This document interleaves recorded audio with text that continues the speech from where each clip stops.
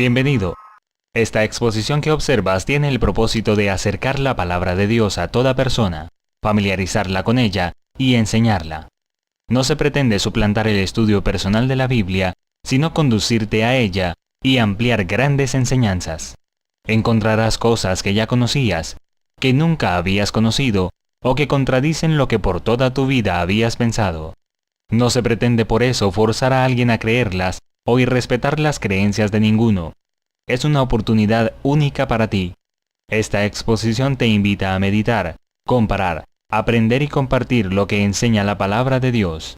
Podrás verlas cuantas veces necesites y tu compromiso será exclusivamente con Dios. Escudriñad las Escrituras, porque en ellas tenéis la vida eterna, y ellas son las que dan testimonio de mí. Se han seleccionado algunos de los conceptos más destacados que tú podrás seleccionar. Encontrarás un consolidado de las citas bíblicas utilizadas en cada doctrina, las cuales podrás imprimir para un repaso de las lecciones. Tómate tu tiempo. Tú serás el principal beneficiado.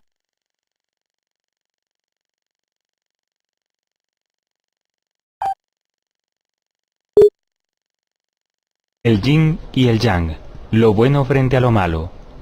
La cultura oriental enseña que el mal es necesario, indispensable para el crecimiento y realización de los seres. Pero esta propuesta no satisface a todas las personas, ni responde a algunas preguntas. Si Dios sabía que lo malo iba a suceder, ¿por qué lo permitió? ¿Por qué hay que adorar a Dios? ¿Acaso lo necesita? Otros dicen que, si Dios creó todas las cosas, Dios creó el mal, entonces Dios es malo. ¿Por qué le suceden cosas malas a la gente buena y cosas buenas a la gente mala? ¿Qué es lo que está sucediendo en este mundo y qué tiene que ver el cielo con esto?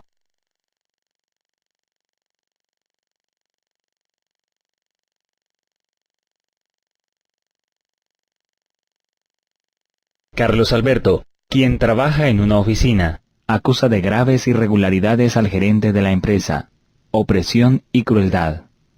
Días después, Carlos Alberto aparece muerto, conociéndose por todos que antes había discutido acaloradamente con el gerente. ¿Qué pensarías tú? Que Carlos Alberto tenía razón, y que el gerente quería callar definitivamente su injerencia, matando a su acusador para que nadie comprobara la veracidad de sus acusaciones. ¿Qué habría sucedido si el gerente de nuestra historia no asesina a Carlos Alberto? Ciertamente los compañeros y testigos habrían podido comprobar las acusaciones contra el gerente. Veámoslo en otra dimensión.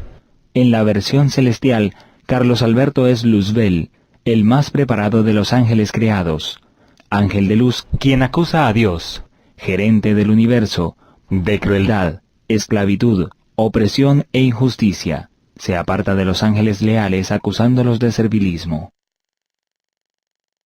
A diferencia de la primera historia, aquí, Dios no destruyó a su acusador. Si Dios sabía que esto malo en el mundo iba a suceder, ¿por qué lo permitió? Para darnos la oportunidad de comprobar quién de los dos tiene la razón. Dios sabía que esto malo iba a suceder, pero el resto de testigos en el universo no lo sabían. Dios dio libertad para que escogieran y comprobaran la dimensión de las acusaciones. ¿Cuál de los dos sistemas de gobierno es injusto y opresivo? ¿El gobierno de Dios y sus leyes, o este mundo bajo el esquema de Satanás? Tú, tal vez sin saberlo, también estás decidiéndote por uno de los dos bandos. Este es el conflicto entre el bien y el mal. Las condiciones celestiales que están en juego son mucho más altas que nuestra analogía de Carlos Alberto y el gerente, pues en el caso celestial hay consecuencias definitivas y eternas. El cielo tuvo entonces la insurrección que se registró en Apocalipsis 12:7. Después hubo una gran batalla en el cielo. Miguel y sus ángeles luchaban contra el dragón, y luchaban el dragón y sus ángeles, pero no prevalecieron, ni se halló ya lugar para ellos en el cielo. Y fue lanzado fuera el gran dragón, la serpiente antigua que se llama Diablo y Satanás, el cual engaña al mundo entero. Fue arrojado a la tierra y sus ángeles fueron arrojados con él. Apocalipsis 12:4 nos informa que esa rebelión arrastró la tercera parte de los ángeles del cielo, quienes por libre elección escogieron desobedecer a Dios. Dios no los erradicó, pero sí fueron expulsados del cielo. El desarrollo de ese conflicto se está definiendo en una localidad particular del universo, el planeta Tierra. ¿Por qué en la Tierra? Porque Adán y Eva, al comer del árbol de la ciencia del bien y del mal, lo convirtieron en el único mundo de todos los creados que le abrió la puerta al pecado y lo abrazó. Satanás instaló su reino en la tierra y reclamó como suyos a los recién caídos humanos.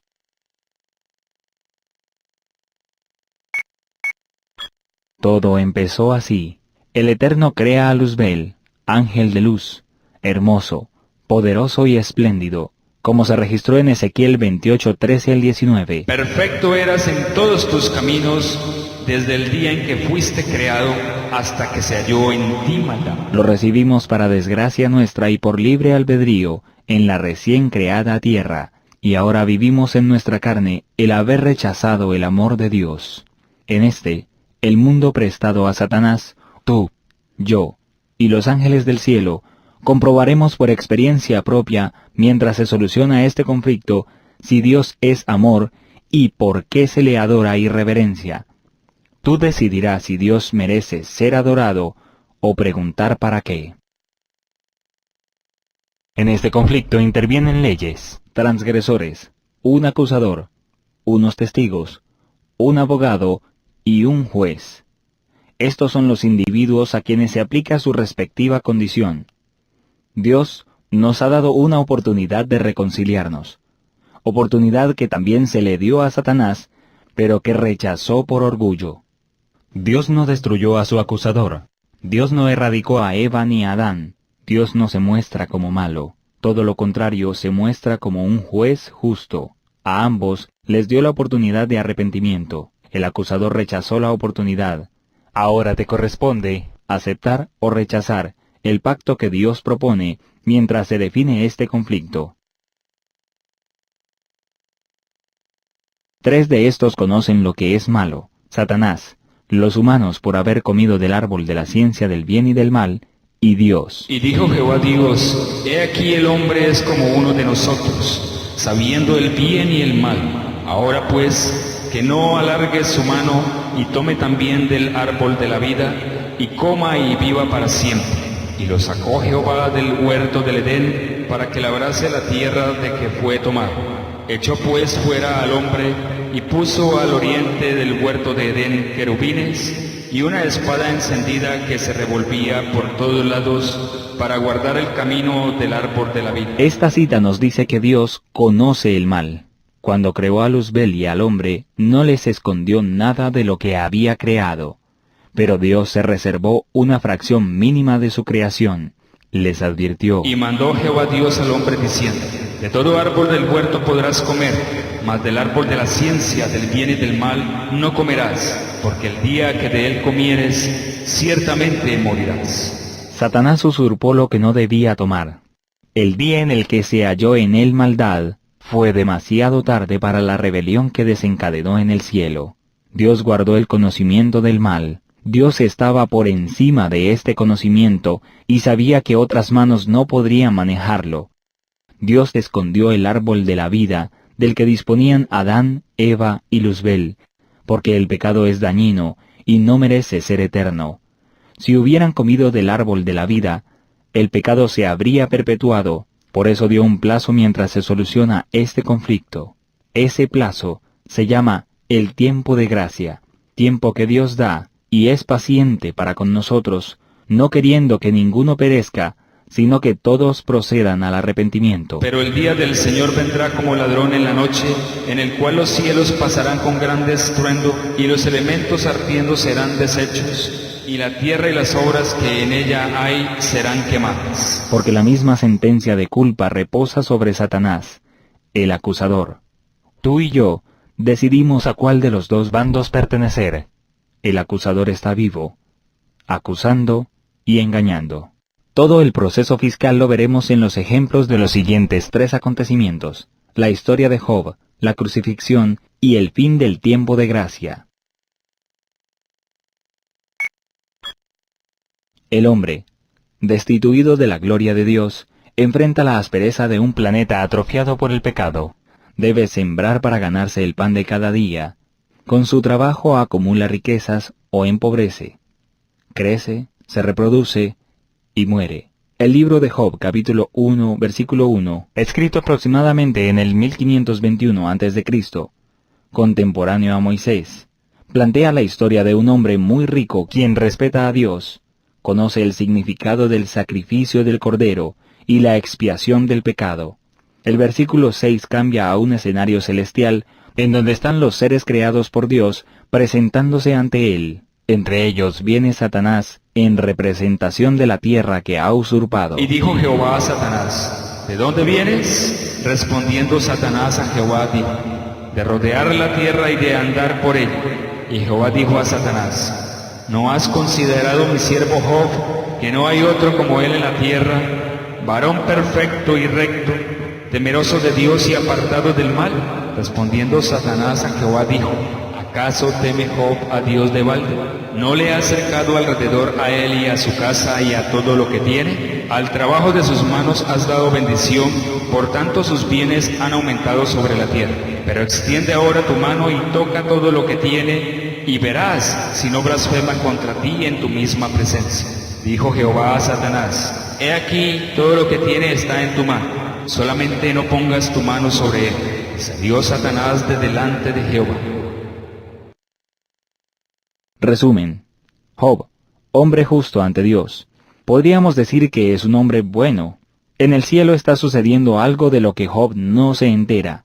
El gobernador del mundo en el que vive lo acusa de recibir bendiciones de Dios sin merecerlas. Dios entonces autoriza o permite que Satanás le haga daño y retira su protección, pero no le permite que toque su vida. Los ángeles del cielo son testigos de las acusaciones de Satanás, y ahora sucede lo inesperado. Noticias de última hora. 8 personas muertas en una masacre. Un extraño fenómeno natural deja sin vida decenas de cabezas de ganado. Un repentino tornado destruye algunas viviendas, dejando billones de dólares en pérdidas, matando cerca de 10 personas. Los hijos de Job. La calamidad llega a vivir con Job. ¿Qué responde Job sobre lo que le acontece? Y dijo, desnudo salí del vientre de mi madre, y desnudo volveré allá. Yahvé lo dio y Yahvé lo quitó. Sea el nombre de Yahvé bendito.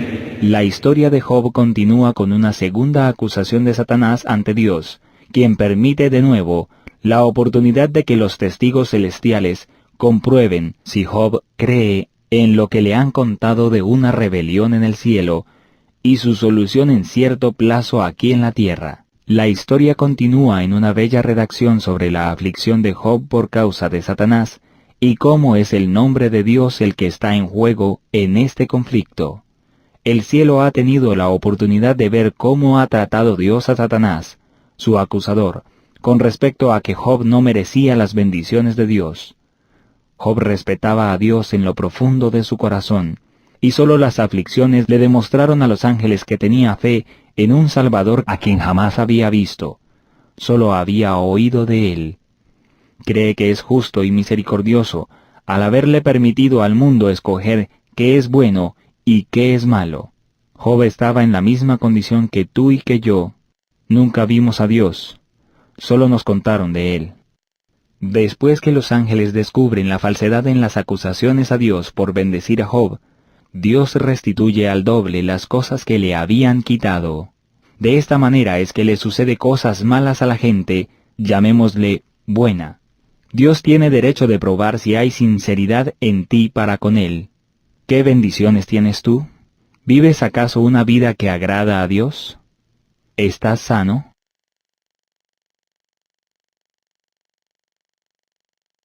Sea cual sea tu condición, Dios ha tenido misericordia de ti y de todos en el mundo, a pesar de que despreciemos los consejos de Dios, su estilo de vida y sus preceptos. El problema es que al final de este conflicto, tú y yo habremos decidido qué tan cerca o lejos estaremos de su protección. La aflicción de Job se repetirá en cada uno en el mundo, en el tiempo de angustia cual no lo ha habido ni lo habrá, al que se refiere Mateo 24:21, para nuestro tiempo. Mientras estemos en este mundo, estaremos en terreno del enemigo. Enemigo que, como demuestra la historia de Job, es el causante de los accidentes, desastres y muertes en el mundo. Aquí se prueba que Dios no es malo. Es Satanás quien enferma, mata, destruye, odia e infamemente acusa a Dios de lo que hace él mismo. Dios no quiere retirar su protección de nadie, pues está escrito: Aunque ande en valle de sombra de muerte, no temeré mal alguno, porque tú estarás conmigo. El problema es que nosotros hemos estado diciéndole a Dios por varios años que se salga de nuestras escuelas, que se salga de nuestro gobierno y que se salga de nuestras vidas. Alguien dijo que no querían que se orara en las escuelas, ni que se leyera la Biblia en ellas. Promovemos la promiscuidad, el sexo sin control, la violencia y la sensualidad. Protestamos porque se corrigen a los niños en las escuelas, pero queremos que Dios bendiga nuestra entrada y nuestra salida.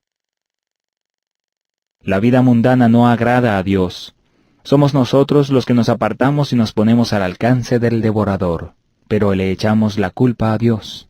Bajo esta perspectiva vemos que el mal nunca fue necesario, como lo sugiere la cultura oriental. Las enfermedades, la violencia, la muerte, la soledad, el hambre y el abandono llevan el sello de la autoría de la rebelión de Satanás y son las consecuencias que lleva el hombre en su espalda por despreciar la vida que Dios le regaló en el Edén. La Biblia, en contravía de las culturas orientales, enseña radicalmente que el mal nunca fue necesario.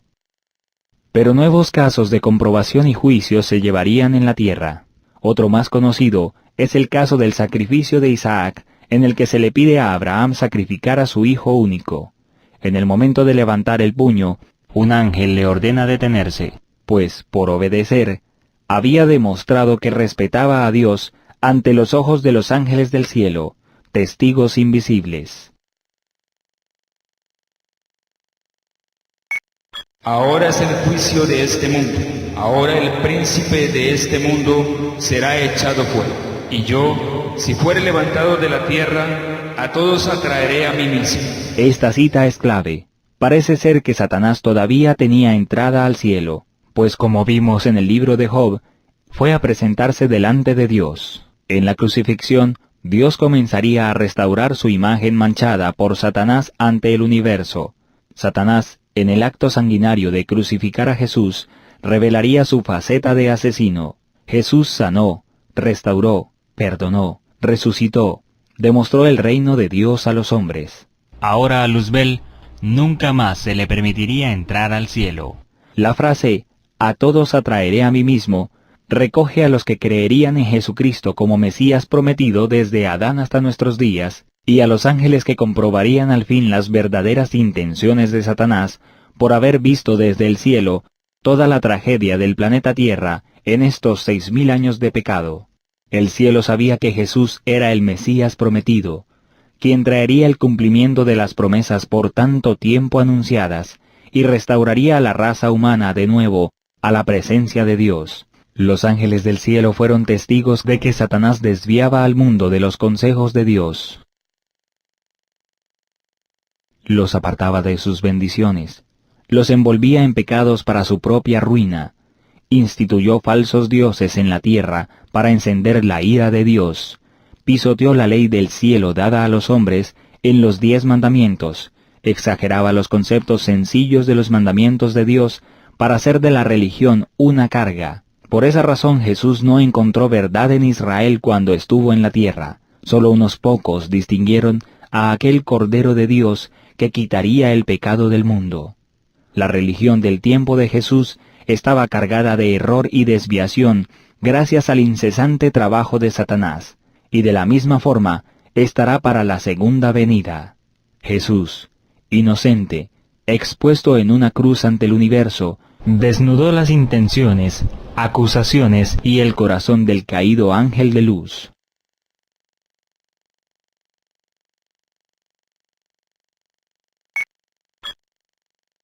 Por lo cual alegraos cielos y los que moráis en ellos. Ay de los moradores de la tierra y del mar, porque el diablo ha descendido a vosotros con gran ira, sabiendo que tiene poco tiempo. cuando vio el dragón que había sido arrojado a la tierra, persiguió a la mujer que había dado a luz al hijo varón. Esta cita es clara. Una vez prohibida la entrada al cielo, el diablo y sus demonios entrarían a perseguir y destruir cualquier huella de Dios. La guerra se recrudecería y Satanás atacaría ahora frontalmente a la Iglesia de Dios. La historia y el cielo conocieron las acciones de Satanás en estos resumidos acontecimientos. La persecución de los cristianos de tiempos apostólicos por emperadores romanos en tierras mediterráneas. Los coliseos que devoraron centenares de cristianos echados a las fieras. Conocidas persecuciones históricas.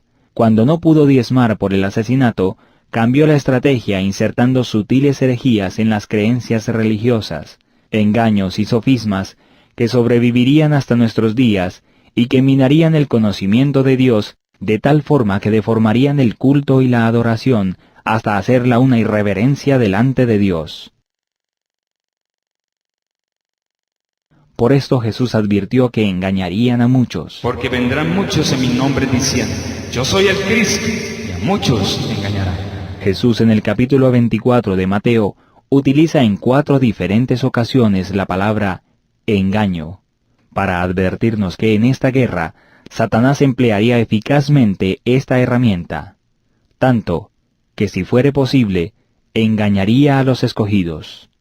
A pesar de todo esto, una sola iglesia, la verdadera iglesia de Dios, la que ha guardado las verdades tal y como las reveló la Biblia por amor a Jesucristo, ayuda a terminar la tarea de juzgar y verificar la sentencia que caerá sobre la desobediencia. Para que la multiforme sabiduría de Dios sea ahora dada a conocer por medio de la Iglesia a los principados y potestades en los lugares celestiales, conforme al propósito eterno que hizo en Cristo Jesús nuestro Señor. Es por esto que en el final del tiempo ya no hay dudas ni en el cielo ni en la tierra. Han sido suficientes 6.000 años de permiso al mal, 6.000 años de paciencia y misericordia, 6.000 años de ofrecer salvación a la raza humana. Un poco antes de ejecutar sentencia y derramarse las 7 últimas plagas sobre la humanidad al final del tiempo, los ángeles del cielo saben con plena certeza que el pecado no debe existir más y debe ser erradicado. Y oí al ángel de las aguas que decía, justo eres tú, oh Señor, el que eres, el que eras, el santo, porque has juzgado estas cosas. Por cuanto derramaron la sangre de los santos y de los profetas, también tú les has dado a beber sangre, pues lo merecen. También oía otro que desde el altar decía, ciertamente, Señor Dios Todopoderoso, tus juicios son verdaderos y justos. A Satanás no se le dará más tiempo. Cristo vuelve por segunda vez. Los impíos son erradicados, y quienes se hayan decidido por el reino de Dios son llevados a vivir con Él. Termina el conflicto. Apocalipsis, libro de revelación y sentencias sobre el mundo, revela que el cielo no tiene más dudas sobre las diferencias entre Dios y Satanás. Los demonios serán echados al lago de fuego, junto a todo aquel que haya abrazado el pecado y la disolución y hayan despreciado los últimos ruegos de arrepentimiento y cambio de vida desagradable a Dios. A este conflicto le falta poquísimo tiempo por precipitarse. Tú y yo, ciertamente estamos alistándonos en uno de los dos bandos. Escoge el que te lleva a la vida. Escoge el bando vencedor. Jesucristo ya pagó el precio que tú debías pagar. Si no aceptas, Dios no te va a obligar. Un día de estos amanecerá la sentencia. El mundo la sufrirá.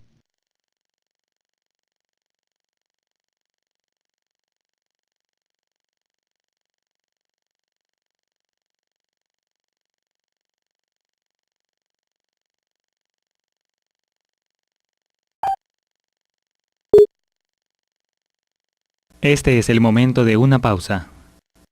Trata que no te interrumpan, porque el reino de los cielos se ha acercado a vosotros. Aquí podríamos presentar la larga lista de palabras que puedan describir las miserias humanas, que reflejen los sufrimientos por los que pasamos los humanos en cualquier etapa de nuestra vida. Sufrimientos que, siendo propios o ajenos, nos llevan a la desolación y la tristeza, que nos dañan el alma y nos precipitan al borde del abismo y la locura. Solo hay una persona que puede ayudarnos, que puede entendernos, porque Él fue tratado como nosotros merecemos, a fin de que nosotros pudiésemos ser tratados como Él merece. Fue condenado por nuestros pecados, en los que no había participado, a fin de que nosotros pudiésemos ser justificados por su justicia, en la cual no habíamos participado. Él sufrió la muerte nuestra, a fin de que pudiésemos recibir la vida suya. Y por su llaga fuimos nosotros curados. Por su vida y su muerte, Cristo logró aún más que restaurar lo que el pecado había arruinado. Era el propósito de Satanás conseguir una eterna separación entre Dios y el hombre. Pero en Cristo llegamos a estar más íntimamente unidos a Dios como si nunca hubiésemos pecado. Al tomar nuestra naturaleza, el Salvador se vinculó con la humanidad por un vínculo que nunca se ha de romper. Venid a mí todos los que estáis trabajados y cargados, y yo os haré descansar. ¿Te falta paz? ¿Tu vida está vacía? ¿Tu vida ha estado destrozada? ¿Quién la destrozó así? Tú mismo u otro te hizo ese daño. En la vida todos hemos sufrido problemas, dificultades y fracasos que el fondo de nuestra alma clama por solución. Jesucristo conoce tu caso.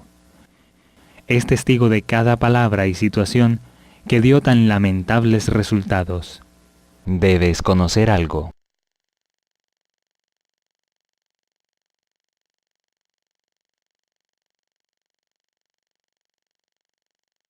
La muerte de Jesús en la cruz es la opción de paz, perdón, amor y oportunidad que estás necesitando. El sacrificio de Cristo es la oportunidad que nos da Dios de perdonar nuestros pecados y de llevarnos a un nuevo mundo sin sufrimientos. La cruz también es el alivio que asegura que el mal tendrá un fin. El sufrimiento no será para siempre. La cruz fue la máxima y única forma de Dios de mostrar su amor hacia nosotros, amor que le costó su vida. La cruz, además de demostrar el amor de Dios, es la demostración de un juicio a la maldad que ha ocasionado el sufrimiento del hombre, juicio que definirá el conflicto entre el bien y el mal. Dios ama al pecador, pero aborrece el pecado. Dios sabe que fue Satanás quien te envolvió en las circunstancias que te llevaron a sufrir, y es por eso que en la cruz, inocente, y sufriendo lo que debimos sufrir nosotros, en medio de dos ladrones, uno que cree, se arrepiente y solicita misericordia y perdón, y otro, quien no cree, resentido y acusando al que está en medio.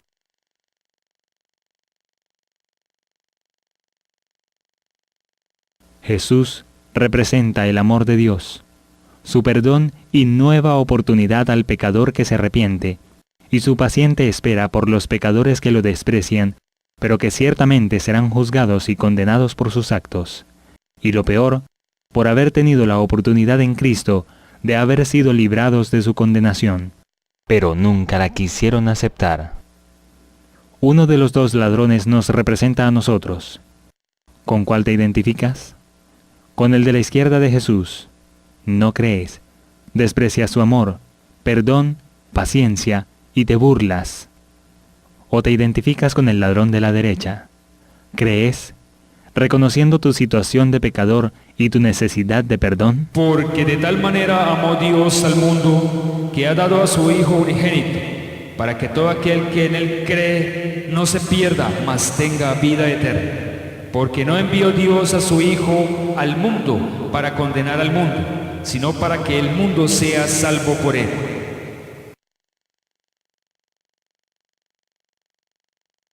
El que en él cree no es condenado, pero el que no cree ha sido condenado, porque no ha creído en el nombre del unigénito Hijo de Dios. Y esta es la condenación, que la luz vino al mundo y los hombres amaron más las tinieblas que la luz, porque sus obras eran malas. Para Dios, tú eres como un billete de gran valor. Aunque estés sucio y tirado en la calle, te recogería porque vales mucho. Tal vez nadie pasaría sin mirar un billete grande tirado en el piso. De inmediato lo recogería porque sabe que vale. Tu vida también está sucia por el pecado, pero Dios te recogería del suelo en el que te ha tirado el pecado porque sabe cuánto valor tienes, sin importar si los hombres no ven ningún valor en ti. Jesús desea limpiarte y que acudas a Él para consuelo y perdón. Él no te echará fuera. Dios te ama, pero no ama tus malos actos. Si quieres reconciliación, Él borra tus pecados, porque ya pagó por tus culpas, y te reemplazó del castigo que viene por obrar mal, muriendo la muerte eterna en tu lugar. Jesús te redimió por amor, y por su gracia eres salvo de la condenación. Si crees eso, la justicia de Cristo es tu justificación ante Dios, y tu vileza es cubierta ahora por la justicia de Jesús ante Dios el Padre, gratuitamente. De modo que si alguno está en Cristo, nueva criatura es. Las cosas viejas pasaron, he aquí todas son hechas nuevas. Que Dios estaba en Cristo reconciliando consigo al mundo, no tomándoles en cuenta a los hombres sus pecados, y nos encargó a nosotros la palabra de la reconciliación.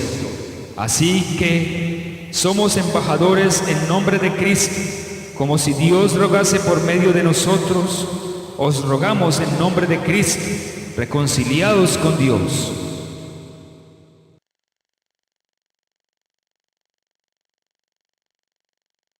Al que no conoció pecado, por nosotros lo hizo pecado, para que nosotros fuésemos hechos justicia de Dios en él. Pero ahí no acaba todo. No basta solo creer y no hacer nada más. De la misma manera que eres una nueva criatura, debes apartarte de tu vida de pecado y no cometer los mismos actos que hicieron la separación entre tú y Dios. Justificación y santificación. Cristo es la seguridad de nuestra liberación del pecado, la garantía de nuestro poder para obedecer la ley del cielo. Una vez que has sido salvo, no debes volver a pecar. El apóstol Pablo nos enseña que somos llamados a ser santos. A la iglesia de Dios que está en Corinto, a los santificados en Cristo Jesús, llamados a ser santos con todos los que en cualquier lugar invocan el nombre de nuestro Señor Jesucristo, Señor de ellos y nuestro. Santo significa que es separado para el uso de Dios. Todo el dinero es de Dios, pero solo el diezmo es santo. Todos los días son de Dios, pero no todos los días son separados para Dios, sino lo que Él ha escogido como suyo, porque le pertenece. Se santifica o separa. Así el diezmo es santo, y el sábado es santo. Y tú, cuando crees, eres santo, cuando te has apartado de tus malos caminos por haber conocido la salvación de Jesús, te has santificado o separado para Dios. Tus actos deben representar el reino de Dios, dejando atrás la vida impía.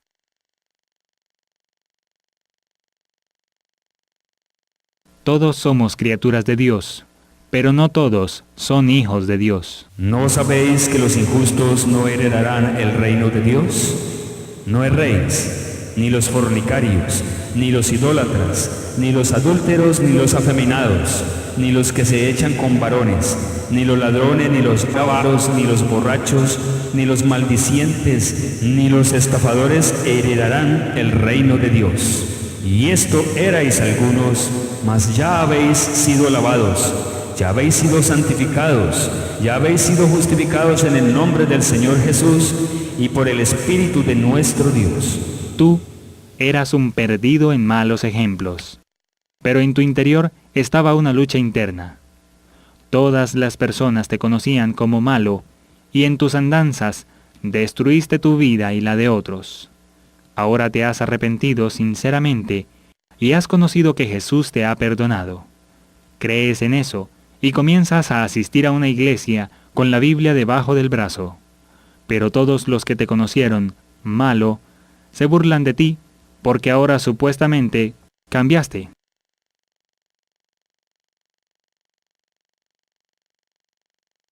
Ahora hablas de ese amor que te perdonó y te mostró que estabas obrando mal.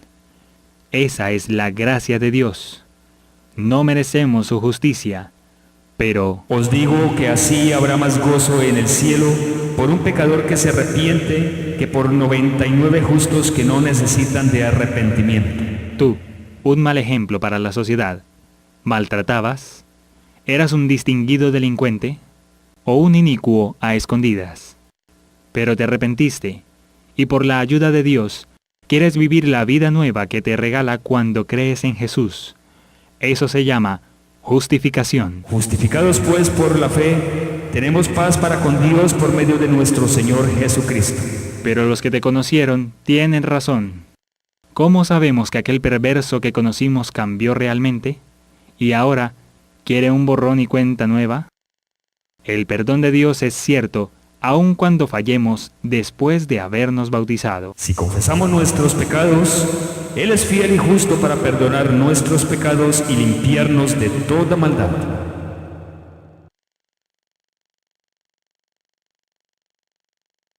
Dios perdona, aunque los humanos no lo hagamos tan fácilmente y necesitemos tiempo y espacio para que sanen las heridas que ocasionó el agresor. Aquí es en donde el comportamiento del pecador arrepentido debe demostrar que ha sido transformado. Porque ejemplo os he dado, para que como yo os he hecho, vosotros también hagáis. Eso se llama santificación. El viejo hombre de pecado debe ser crucificado con Cristo para que el pecado sea destruido, a fin de que no sirvamos más al pecado. ¿Qué pues diremos? ¿Perseveraremos en el pecado para que la gracia abunde? En ninguna manera, porque los que hemos muerto al pecado, ¿cómo viviremos aún en él? Historia de la redención. Esto es la salvación. El reino de Dios vive en paz. Un día Satanás escoge rebelarse contra Dios y convenció al hombre en el Edén. El hombre pecó, transgrediendo los 10 mandamientos de la ley de Dios, y el castigo del hombre fue la muerte que escogió, pues Dios le había dado la vida.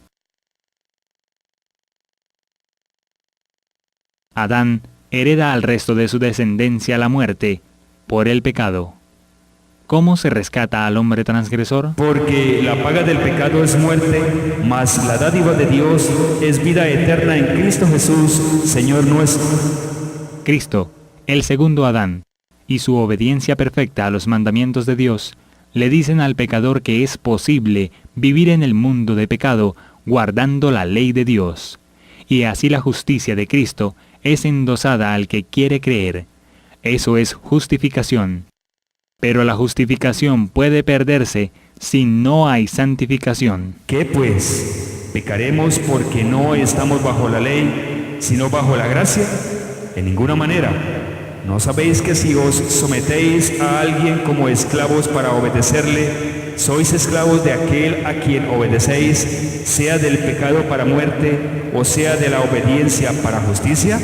Observa bien, obediencia para justicia. Muchos enseñan, solo cree en Jesucristo y serás salvo tú y tu casa.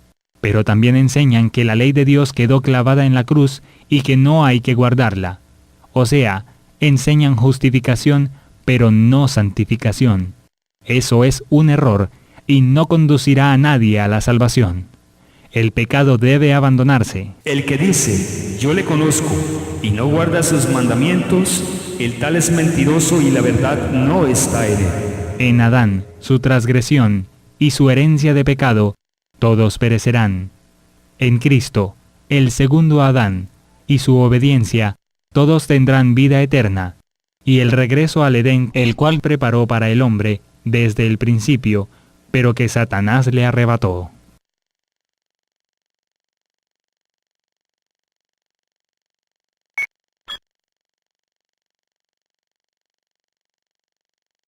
El que encubre sus transgresiones no prosperará, mas quien las confiese y las abandone, alcanzará misericordia. Todos tenemos pruebas. aflicciones duras que sobrellevar y tentaciones fuertes que resistir. Pero no las contemos a los mortales, antes llevemos todo a Dios en oración.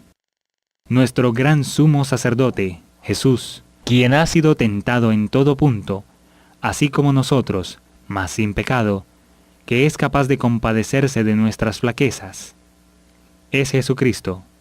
Él llevó nuestras iniquidades y ha probado las miserias humanas.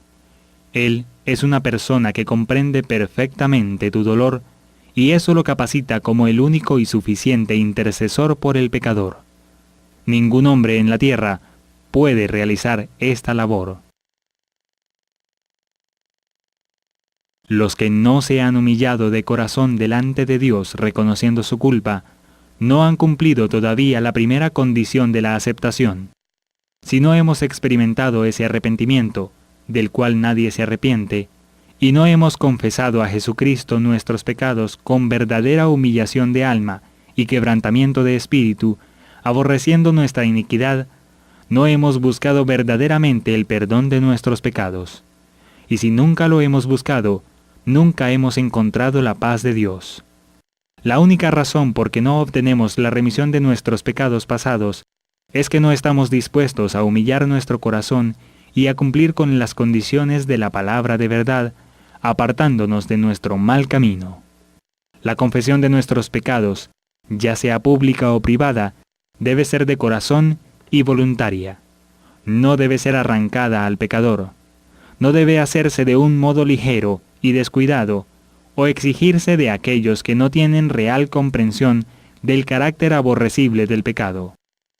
La confesión que brota de lo íntimo del alma sube al Dios de piedad infinita. El salmista dice: cercano está Jehová a los quebrantados de corazón y salva a los de espíritu contrito.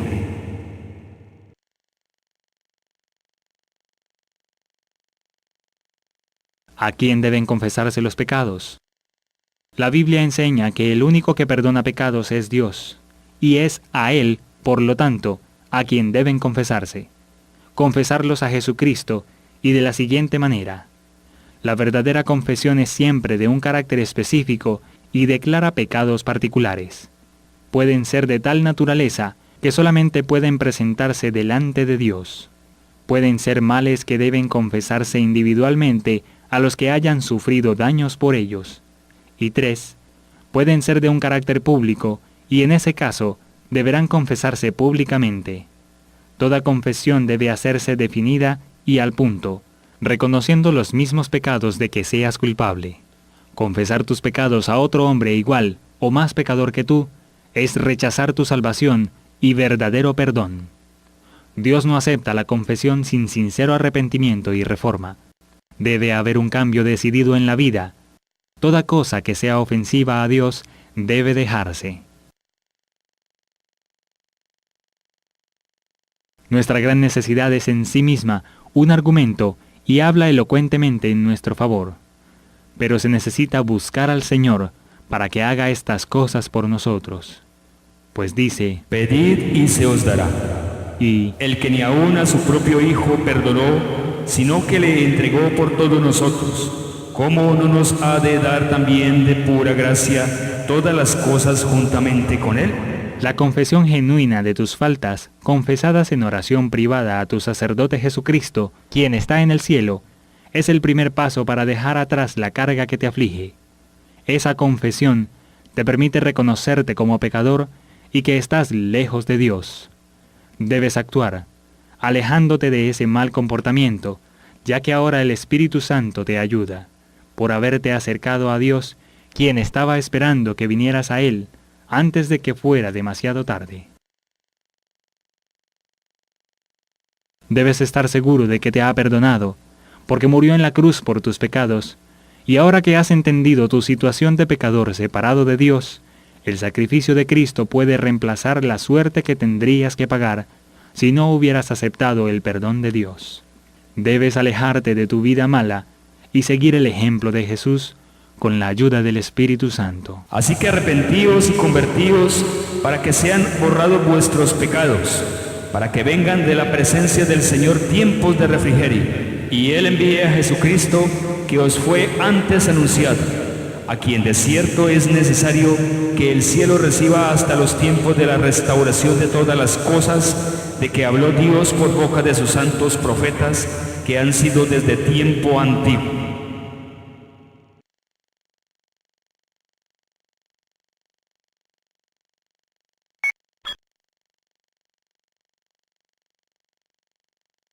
Es necesario ser diligentes en la oración. Que ninguna cosa te lo impida.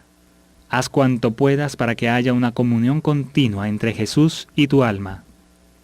Aprovecha toda oportunidad de ir donde suela elevarse oraciones.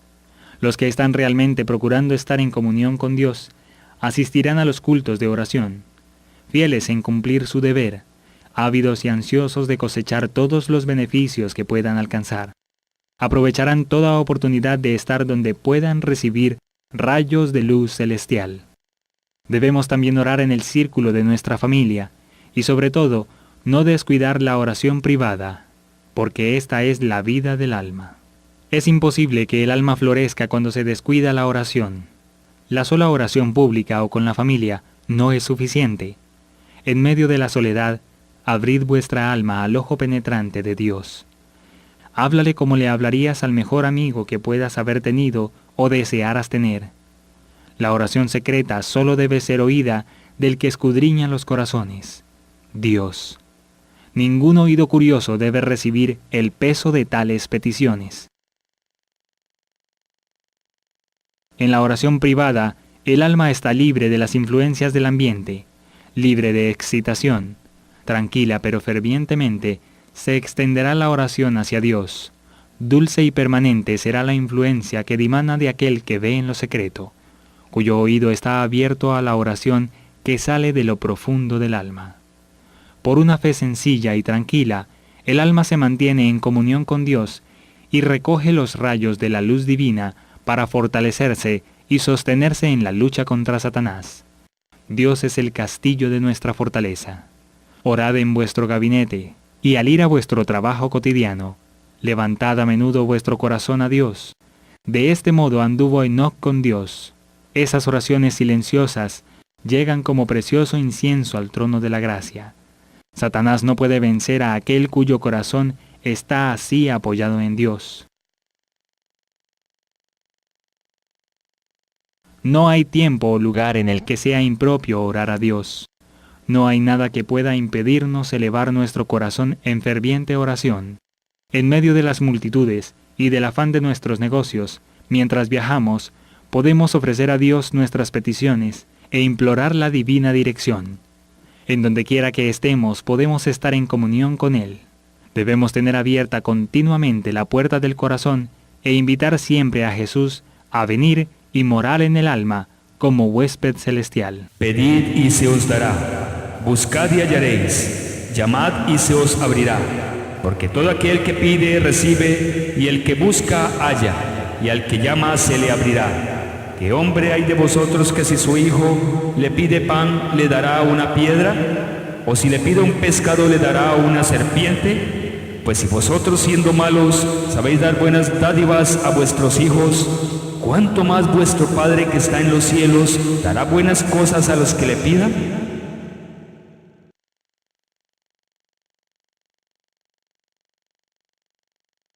Dios no pretende que algunos de nosotros nos hagamos ermitaños o monjes, ni que nos retiremos del mundo a fin de consagrarnos a los actos de adoración. Nuestra vida debe ser como la vida de Cristo, que estaba repartida entre la montaña y la multitud. El que no hace nada más que orar, pronto dejará de hacerlo, o sus oraciones llegarán a ser una rutina formal. Cuando los hombres se alejan de la vida social, de la esfera del deber cristiano y de la obligación de llevar su cruz, cuando dejan de trabajar ardientemente por el Maestro que trabajaba con ardor por ellos, pierden lo esencial de la oración y no tienen ya estímulo para la devoción. Sus oraciones llegan a ser personales y egoístas. No pueden orar por las necesidades de la humanidad o la extensión del reino de Cristo, ni pedir fuerza con qué trabajar. Tampoco nuestra devoción no debe consistir enteramente en pedir y recibir. No estemos pensando siempre en nuestras necesidades, y nunca en las bendiciones que recibimos. Debemos agradecer a Dios como el sufriente Job, aun por las pocas cosas buenas que quedan. Nunca oraremos demasiado, pero sí somos muy escasos para dar gracias. Somos diariamente los recipientes de las misericordias de Dios, y sin embargo, cuán poca gratitud expresamos, cuán poco lo alabamos por lo que ha hecho por nosotros.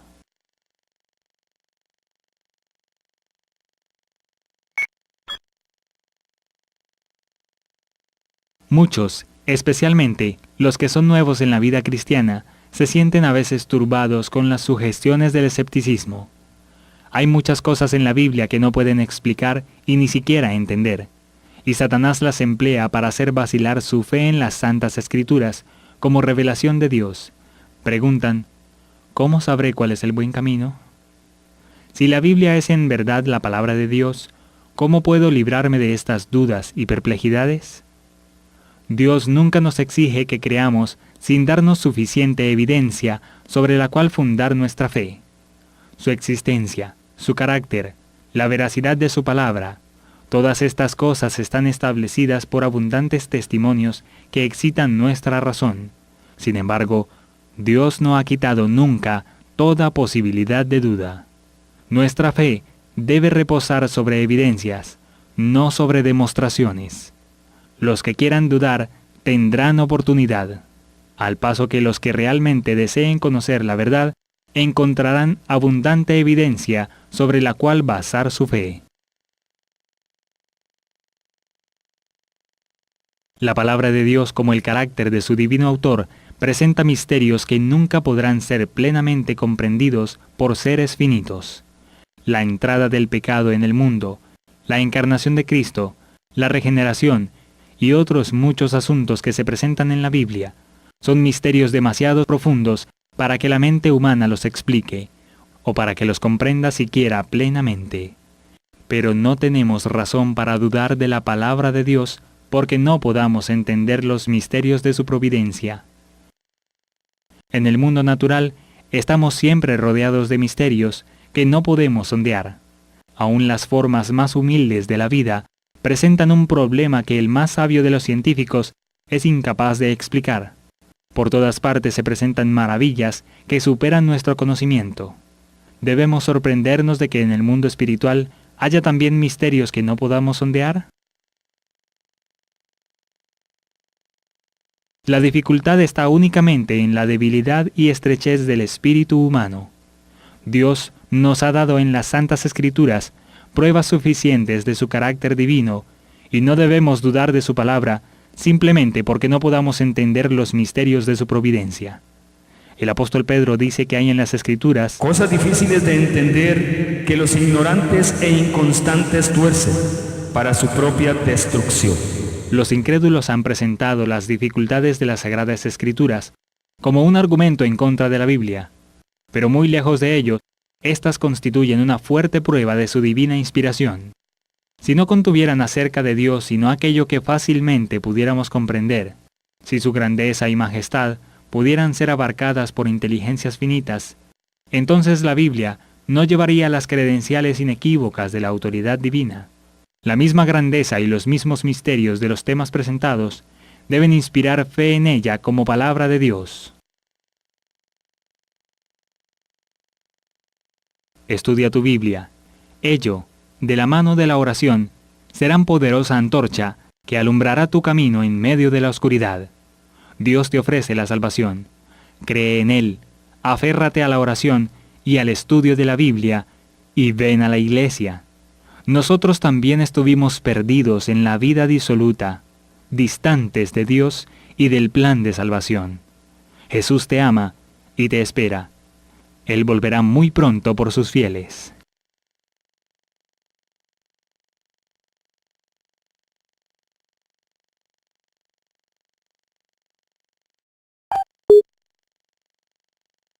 Si bien es cierto que Dios ha dado pruebas evidentes para la fe, Él no quitará jamás todas las excusas que pueda haber para la incredulidad. Todos los que buscan motivos de duda los encontrarán. y todos los que rehúsan aceptar la palabra de Dios y obedecerla, antes que toda objeción haya sido apartada y que no se encuentre más motivo de duda, no llegarán jamás a la luz. La desconfianza hacia Dios es producto natural del corazón irregenerado, quien está en enemistad con Él.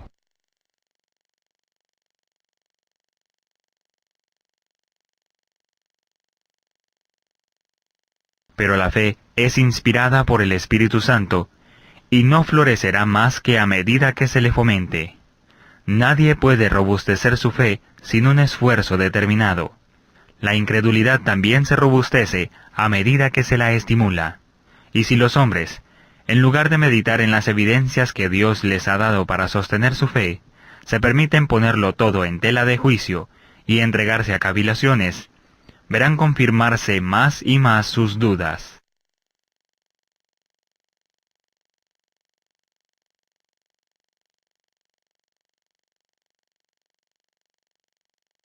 ¿Cómo entenderla? Estos son los libros de la Biblia. Muchos especialistas defendieron la idea de que los libros de Reyes, Crónicas, los Salmos, Eclesiastés y Cantares eran invenciones literarias tardías, o sea, registros literarios que no correspondían necesariamente a un hecho histórico, sino a una recopilación imaginaria o fantasiosa. No había menciones de sus personajes fuera de la Biblia, y no había ninguna evidencia arqueológica que demostrara la existencia de el rey David, el rey Salomón su hijo, y los demás reyes que les sucedieron. El argumento era irreprochable. Simplemente historias como la de David y Goliat no existieron realmente.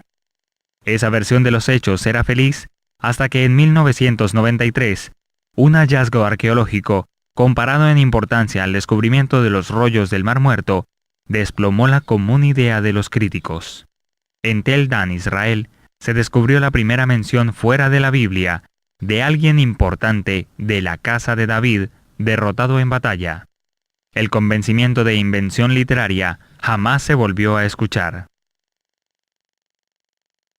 Otro caso es el de José, aquel forastero esclavo quien llegó a ser faraón de Egipto, considerada una de las frecuentes historias románticas del nacionalismo hebreo, hasta que se encontraron las ruinas de las ciudades edificadas por los semitas. Abundantes hallazgos que confirmaron por otra mención fuera de la Biblia de la existencia de un extraño faraón no egipcio, José. Y de nuevo, los comentarios y menosprecio de los críticos cesaron. Lo mismo sucedió con Nabucodonosor, rey de Babilonia, relacionado con el profeta Daniel. No había hallazgos que revelaran su existencia hasta el descubrimiento de una biblioteca de miles de tablillas de escritura cuneiforme con abundantes descripciones del tiempo de Nabucodonosor. La ciencia de un momento a otro vio resucitar las invenciones tardías de la Biblia. El hombre corriente desprecia lo que proviene de la Biblia. ¿Qué queremos destacar con estos ejemplos? ¿Recuerdas al apóstol que dijo que no creería en la resurrección de Jesús si no veía y tocaba los agujeros dejados por los clavos? La ciencia refleja fielmente al tipo de persona que representa este apóstol. La arqueología no es el medio para encontrar evidencia de Dios. Tampoco lo es la ciencia. El único medio para comprender la existencia de Dios es nada menos que la Biblia, bajo la asistencia del Espíritu Santo. Las disciplinas científicas están contaminadas por la apreciación limitada del hombre carnal, desprovista del Espíritu de Dios. Es por eso que se han reescrito los conceptos como en los casos arqueológicos del rey David, José y Nabucodonosor, junto a muchos otros. El problema no es la arqueología, sino la visión limitada, estrecha y parcializada de los eruditos al interpretar los descubrimientos. A Dios parece haberle gustado la idea de probar frecuentemente nuestra fe. La ciencia, quien en muchos casos ha querido ridiculizar la Biblia, especialmente en la disputa creación versus evolución, en muchos casos ha debido guardar silencio y hasta sorprenderse ante las evidencias dejadas por ella. Muchos son los hombres y mujeres que son como el discípulo Tomás. No creerán hasta no tocar. ¿Qué respondió Jesús acerca de la incredulidad? Jesús le dijo: porque me has visto, Tomás, ¿creíste? Bienaventurados los que no vieron y creyeron. Esta frase nos dice dos cosas. Dios va a permitir algunos eventos para que los palpemos y creamos. Igualmente, va a dejar otros que no podamos comprobar y debamos aceptarlos por fe. Pero sin fe es imposible agradar a Dios, porque es necesario que el que se acerque a Dios crea que le hay y que es galardonador de los que le buscan. Piensa bien en esta frase y analízala.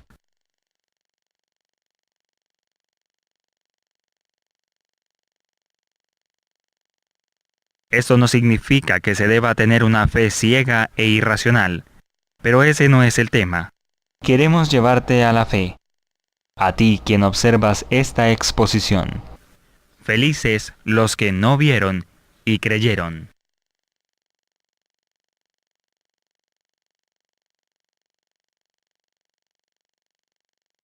El hombre está destituido de la presencia de Dios. El pecado ha hecho al hombre enemigo de Dios. La paradoja es que el ofendido es Dios, pero somos nosotros quienes nos sentimos ofendidos. Somos nosotros los que deberíamos buscar a Dios, pero ha sido Dios quien lo ha hecho. Esa separación entre el hombre y su Creador necesita un mediador que insista en una reconciliación. Ese mediador es el Espíritu Santo de Dios. Su trabajo consiste en reblandecer nuestro espíritu y corazón para que el hombre pueda distinguir a Dios y amistarse con Él. El hombre no puede conocer por su intelecto las cosas celestiales. La inteligencia que poseemos no nos permite discernir ni en una pequeña medida las cosas que están en el cielo. Observa bien esta cita. Pero Dios nos las reveló a nosotros por el Espíritu, porque el Espíritu de Dios todo lo escudriña, aún lo profundo de Dios. Porque ¿quién de los hombres sabe las cosas del hombre, sino el espíritu del hombre que está en él? Así tampoco nadie conoció las cosas de Dios, sino el Espíritu de Dios. Es simple. Solo el Espíritu de Dios puede dar a conocer quién es Dios. Si no usamos ese medio, el hombre sencillamente seguiría buscando un teorema que evidencie a Dios. Ahora, apliquemos esto a los científicos de nuestro ejemplo, quienes antes de 1993 necesitaban tocar una piedra para saber que David existió. Paralelo al creyente, analfabeta científico, quien por fe, antes del descubrimiento, aceptaba la existencia del rey David simplemente porque la Biblia lo decía. Pasan los años y se hace un hallazgo arqueológico que silencia al incrédulo y confirma la fe del creyente. Esto para que puedas ver un ejemplo de cómo Dios deja cosas para que nosotros las comprobemos y fortalezcamos nuestra fe en la Biblia, aunque hayan muchas otras sin comprobar. Aquí es en donde se ejerce fe sin comprobación científica, en casos como la resurrección de los muertos de Jesucristo, la multiplicación de los panes y los peces, los milagros de sanidad de Jesús, la existencia de un diablo enemigo de Dios, y aún la existencia de Dios, a quien la ciencia todavía no ha envasado en un acelerador de partículas. Solo el Espíritu Santo es quien puede reblandecer el corazón del hombre para que le crea a Dios. Y cuando Él venga, convencerá al mundo de pecado, de justicia y de juicio. El Espíritu Santo es Dios, o la tercera persona de la divinidad. Es el único quien puede convencer a nuestra sabiduría y resolver la pregunta ¿de dónde venimos y para dónde vamos? Llenar el vacío existencial del hombre. Solo el Espíritu de Dios puede transformar el ser más deteriorado en una persona feliz y plena, conduciéndola a conocer la salvación de Jesús y a distinguir la Biblia como la revelación de Dios. El Espíritu Santo no fue dado, ni puede ser jamás otorgado, para contradecir las enseñanzas de la Biblia. Debe conducirte a ella, no alejarte. ¿Cómo estudiar la Biblia? Existen dos formas de estudiar la Biblia. la forma deductiva y la forma inductiva. En la forma deductiva, el lector tiene una idea, examina la escritura y confirma la idea. Esta forma deductiva es equivocada porque es la manera de justificar con la Biblia mis ideas preconcebidas. Lamentablemente es la que más usan las personas. En ella, el lector no está dispuesto a aprender, sino a forzar la Biblia a respaldar sus opiniones y pensamientos. En contraparte, la forma inductiva, el lector deja a un lado sus ideas para amoldarse a lo que la Biblia enseña. Examina y observa qué dice la Biblia, o qué quiere decir. Se deja enseñar, y después se pregunta qué hacer o cómo aplicarlo en su vida. Existen ciencias de interpretación de la Biblia. Son normas lógicas y necesarias para el examen de cualquier libro a explorar. Ciencias y reglas gramaticales de interpretación tan simples como en la que tú no puedes decir que fue Caperucita Roja quien se comió a la abuelita, sacando una frase de aquí, uniéndola con otra frase de por allá, sin tener ninguna clase de relación de contexto. Este ejemplo es un poco infantil, pero refleja un error que se comete en muchas iglesias para fabricar doctrinas que la Biblia no enseña. Sacan un pedacito de aquí, otro de acá, rechazando los que son realmente importantes para poder enseñar herejías. Si tú tienes en cuenta estas bases, podrás descubrir quién te enseña la verdad y quién no. Quita la máscara a la forma en que te han enseñado con la Biblia. Recuerda que Jesús advirtió que engañarán a muchos por desconocer sus enseñanzas consignadas aquí. Enseñanzas que son comprensibles si son acompañadas de un estudio minucioso y sincero. Un ejemplo de manipulación y engaño es el que ya mencionamos en la opción Los dos pactos, con las citas de Romanos 3:28 y Santiago 2:24. Estas citas tienen una aparente contradicción directa. Una dice que el hombre se justifica solo por fe, sin obras, y la otra, fe más obras. Es por esto que la Iglesia W le enseña a usted una verdad con una cita bíblica usando Romanos 3:28. Por otro lado, la Iglesia Y le enseña otra verdad con otra cita bíblica, Santiago 2:24. Aquí hay un problema.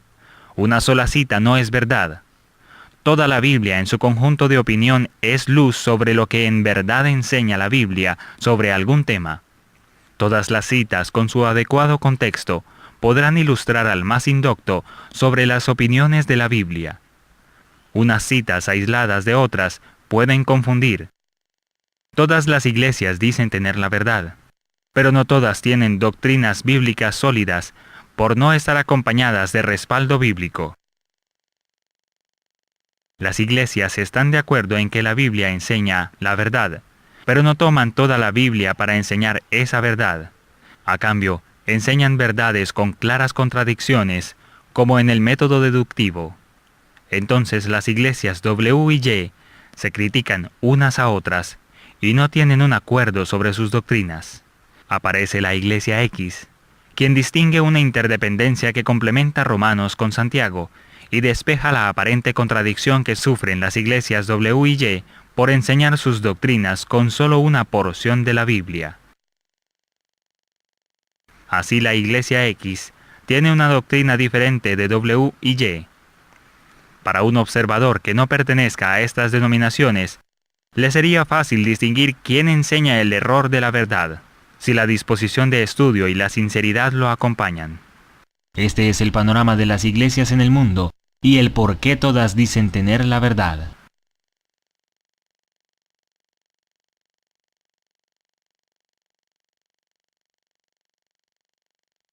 Hay quienes enseñan que Jesús no es Dios, que es solo el Hijo de Dios, no Dios. Muestran varias citas bíblicas. Si Jesús no fuera Dios, Satanás habría sido el primero en desmentirlo, pues en el desierto, cuando lo intentaba tentar, Jesús le responde: No tentarás al Señor tu Dios. Satanás sabía que Jesús es Dios, por eso guardó silencio y no habría perdido la oportunidad de decirle: mentiroso, tú no eres Dios, ¿Por qué me dices no tentarás al Señor tu Dios si tú no eres Dios? Yo te estoy tentando a ti, Jesús, no a Dios.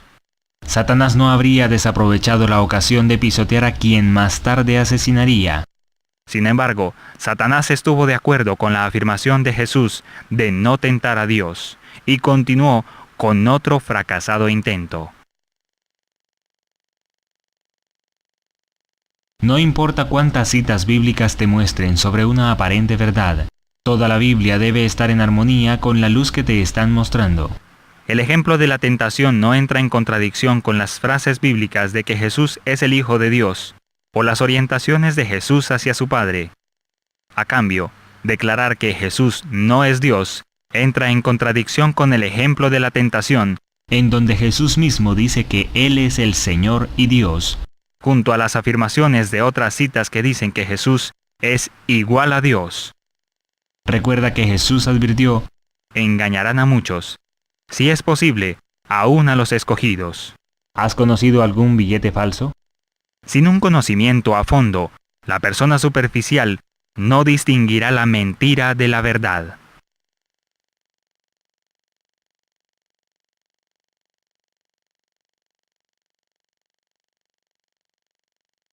Se utiliza esta cita, Romanos 10:4. Porque el fin de la ley es Cristo para justicia a todo aquel que cree. Se hace una mezcla con otras citas que refuercen la idea a resaltar. En este caso, el fin de la ley. No se especifica cuál ley. Por lo tanto, en el adoctrinamiento del creyente que asista a la iglesia que enseñe este fin de la ley, no tendrá la oportunidad de aprender sobre la profundidad de la ley y sus diferentes aplicaciones y usos. El creyente pues le enseñan que las leyes del Antiguo Testamento eran solo para los judíos, y por lo tanto, tú, que no lo eres, no estás obligado a guardar esa ley, porque como lo dice Romanos 10:4, el fin de la ley es Cristo. Este es el sofisma o mentira con apariencia de verdad. Veamos entonces. Hay varias leyes en el Antiguo Testamento. Decir o enseñar que el fin de la ley es Cristo conlleva una aplicación general a toda la ley. Entonces, la enseñanza adjunta a esta aseveración es, por ejemplo, no matarás, la cual es una ley del Antiguo Testamento y tuvo un fin en Cristo. Da a entender que ahora se puede matar, robar, adulterar, codiciar, tener dioses ajenos e imágenes, según el énfasis de estas iglesias. Cuando se les pregunta por estos mandamientos, no hay respuesta, pues es obvio que toda ley no tuvo un fin, y que está vigente la ley que prohíbe matar, robar, tener dioses ajenos y demás mandatos que siguen. Jesucristo sería el primero en protestar ante la enseñanza de que Jesús fue la terminación de la ley. Cuando se ven acorralados por sus propias teorías, entonces aplican ese fin de la ley al cuarto mandamiento, al sábado. El problema continúa porque Romanos no dice, el fin del sábado es Cristo. Dice, el fin de la ley es Cristo. El error radica en que la palabra fin no significa en su contexto como terminación o erradicación de la ley, como pretenden forzar para deshacerse de la ley de Dios, sino el contexto adecuado debe entenderse como que el propósito de la ley es Cristo, o sea, el objetivo o fin de la ley es llevar al pecador, a quien puede salvarlo de esa condenación de la ley que dice, no adulteres, no tengas dioses ajenos. Cristo es el objetivo de esa ley, que el pecador vea su condición y busque una solución.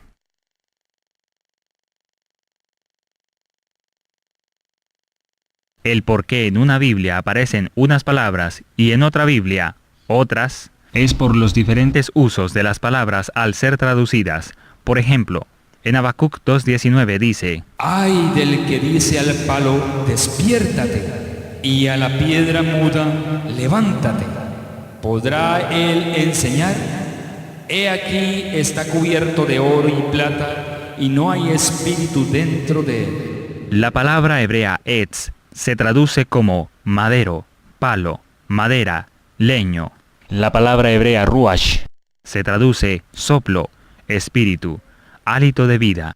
En unas versiones aparecerá una u otra de las definiciones de la raíz hebrea de la palabra. Es por eso que una Biblia aparentará decir otra cosa diferente. Sin embargo, su enseñanza y objetivo pedagógico será el mismo. Estos cambios de palabras de unas versiones a otras no deben dejar en el lector la sensación de que todas las Biblias son diferentes o que cada iglesia le hace sus ajustes. Esto no es cierto.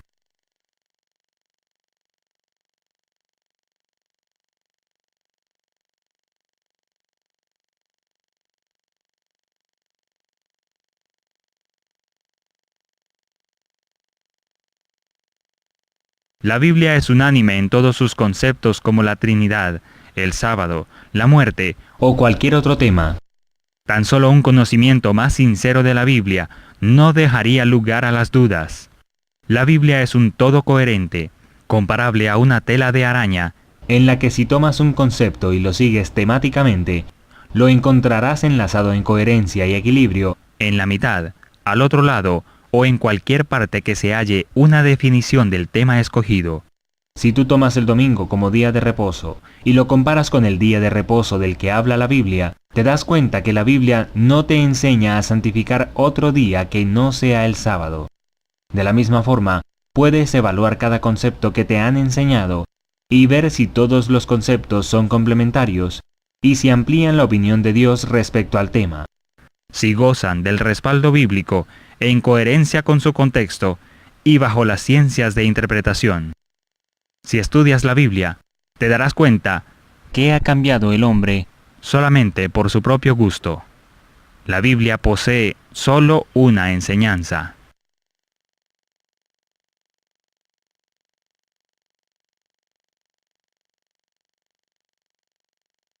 Algunas versiones antiguas de la Biblia, tanto católicas como protestantes, contenían unos libros extras llamados apócrifos o falsamente inspirados, y deuterocanónicos o segundo canon, y varían entre 9 y 15 libros, incluidos en el Antiguo Testamento. Solo las versiones católicas siguen incluyendo libros apócrifos en la actualidad. Estos son algunos de los libros apócrifos. ¿Por qué se consideran a estos libros un canon aparte o que no son inspirados? Son los protestantes quienes no los aceptamos por las siguientes razones. 1. No están en las versiones disponibles de hebreo, sino en la versión de los 70 o Septuaginta, que es por ahora la primera traducción al griego de todos los rollos que componían las escrituras conservadas por los hebreos.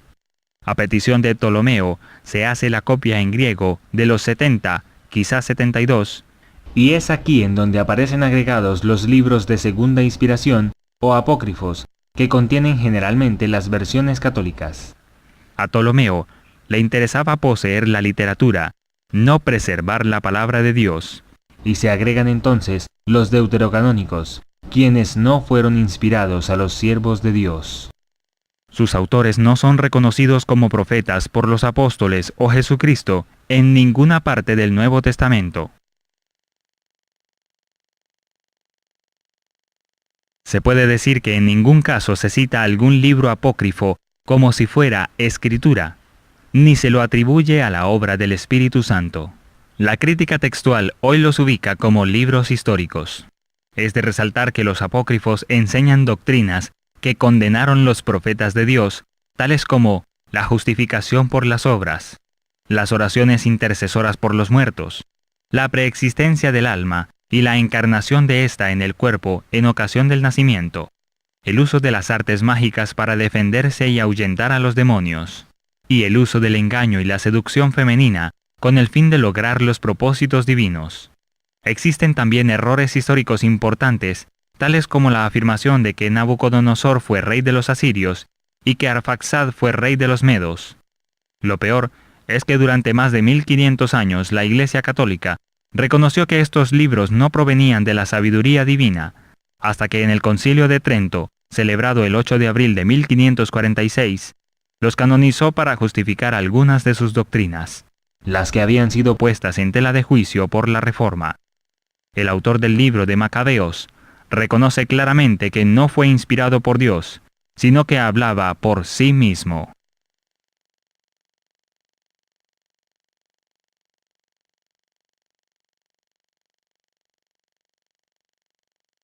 Muchas personas en el mundo supieron del Islam el 11 de septiembre gracias a extremistas. Sin embargo, hoy en día para muchos todavía es desconocido. En este breve resumen conocerás un poco más del Islam. Islam significa sumisión. El creyente se somete a Alá, quien según esta visión es el Dios único, creador y restaurador del mundo. La voluntad de Alá se manifiesta en el Corán, la recitación, escrito por revelación directa del ángel Gabriel a Mahoma en un periodo cercano a 20 años, terminado en el 632 después de Jesucristo. Los analistas describen que sin la tradición interpretativa, la mayor parte del Corán es difícil de entender. Incluso algunas revelaciones hechas a Mahoma dependen de la forma heredada de la tradición, ya que la lectura directa del Corán está cargada de complejas ambigüedades. El papel de Mahoma como profeta destaca las claras influencias bíblicas, tales como la proclamación del monoteísmo y el claro papel desempeñado por Moisés y Jesús, quienes son simulados por Mahoma. El Corán posee mensajes judíos, de la Torá, y cristianos, los evangelios.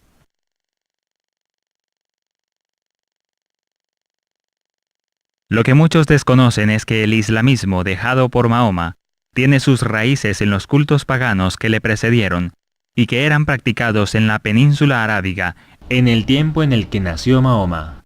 Llama mucho la atención que la tribu Coraxí, a la que pertenecía el profeta y apóstol del islamismo, Mahoma, adorase al dios Luna y que esta divinidad se llamase Alá. El Corán tampoco aclara el sentido de la Kaaba, la piedra negra que se encuentra en la Meca y que era objeto de adoración antes de que surgiera el movimiento musulmán y su profeta, Mahoma. Es sabido que ya en ese tiempo, 600 después de Cristo, se hacían peregrinaciones a la Meca y se rodeaba 7 veces el lugar en que se encuentra dicho objeto y luego se arrojaban piedras al demonio. Todas esas prácticas eran basadas en concepciones que precedían al islamismo y eran conocidas de las tribus paganas, por lo que sus nombres y sentido estaban arraigados en la ideología popular del paganismo preislámico. Tampoco ha dejado de llamar la atención que Mahoma se apropiara de 2 títulos que ocupan un lugar preponderante en el vocabulario del Antiguo y Nuevo Testamento bíblicos, es decir, el vocablo profeta, típico del Antiguo, y apóstol, propio del cristianismo. Este elemento sugiere que Mahoma pretendió convencer tanto a sectores del judaísmo como del cristianismo de la supuesta veracidad de su llamamiento.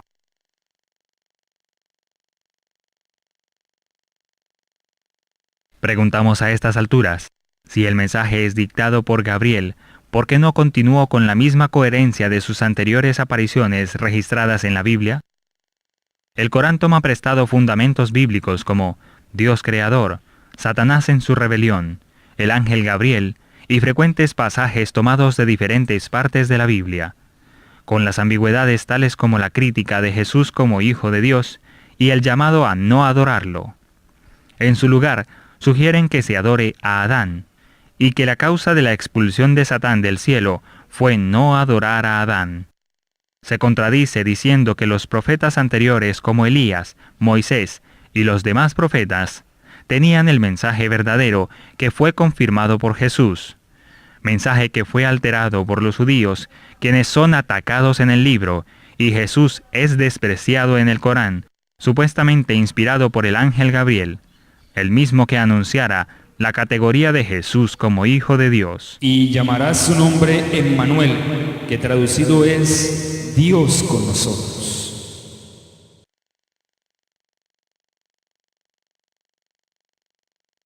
Pongamos sobre la mesa la información de la que hemos hablado. Una religión de la que podemos decir surge bastante tarde para ser una religión fundamental, que utiliza mezclas de conceptos prestados de naciones a su alrededor, adaptaciones tan disímiles que además de asemejarse a otras creencias, también las contradice, para que termine en una religión tejida por los años de ensayo y error, ajustada por la tradición, no fundamentada en el escrito original, pues la fuente directa, el Corán, es ambigua. Aquí puedes ver la diferencia con la Biblia hebrea respecto a la coherencia y continuidad de la Biblia que Dios quiso escribir por 1500 años.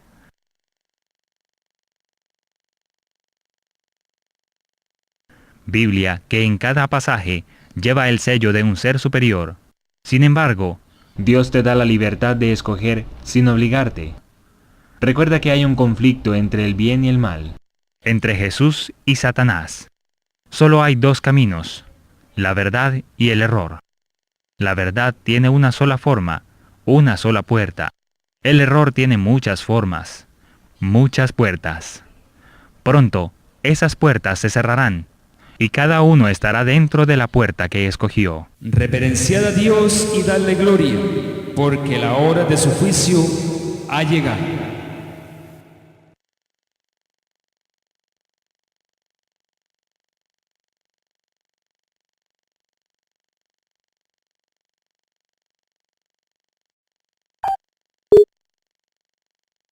¿En dónde se revela Dios al hombre? ¿Qué dice la Biblia? ¿Es Dios solamente Jehová? ¿Cristo es solamente el Hijo de Dios? ¿Jesús no es o es Dios? ¿Es el Espíritu Santo una fuerza impersonal? Dios se revela a sí mismo por tres medios: la Biblia, Jesucristo y la naturaleza. Dios se revela en la naturaleza por medio de las cosas creadas. Toda la naturaleza, sus fenómenos y perfección hablan de un creador.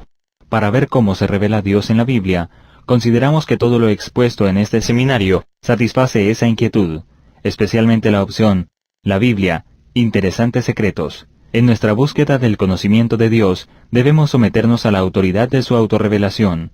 La Biblia, por cuanto la Biblia es su propio intérprete, debemos someternos a los principios y métodos que provee. Sin estos indicadores bíblicos, no podemos conocer a Dios. La Biblia es unánime en definir a Dios en cuanto a la unidad de Dios, tanto en el Antiguo Testamento, Deuteronomio 4:35. A ti te fue mostrado para que supieses que Jehová es Dios y no hay otro fuera de él. Como en el Nuevo Testamento, Marcos 12:29. Jesús le respondió: Oye Israel, el Señor nuestro Dios, el Señor uno es. Cita que Jesús toma de Deuteronomio 6:4. Los apóstoles también lo tenían claro.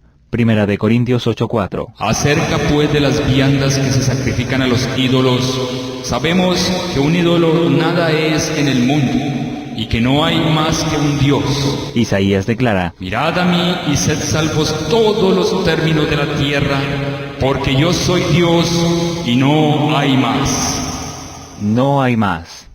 Entonces, ¿enseña la Biblia la existencia de tres que son uno, si no hay más que un solo Dios?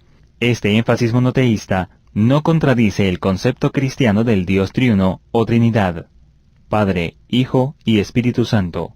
Más bien afirma que no existe un panteón de diversas divinidades. La Biblia también es unánime en definir la pluralidad dentro de la deidad. En repetidas ocasiones se emplean plurales tales como: Hagamos al hombre a nuestra imagen. Génesis 1:26. He aquí el hombre es como uno de nosotros. Génesis 3:22. Y dijo Jehová: He aquí el pueblo es uno, ahora pues descendamos y confundamos. Génesis 11:6 y 7. En diversas referencias se hace una distinción entre Dios y su Espíritu. En el relato de la creación en Génesis 1:2 dice: El Espíritu de Dios se movía sobre la faz de las aguas. Algunos textos no solo se refieren al Espíritu, sino que incluyen a una tercera persona en la obra de la redención que Dios lleva a cabo. Ahora me envió Habla el Hijo, Jehová el Señor habla el Padre, y su Espíritu. el Espíritu Santo. Isaías 48:16. He aquí mi siervo, he puesto sobre él mi espíritu, él traerá justicia a las naciones. ¿Cómo muestra la Biblia al Padre?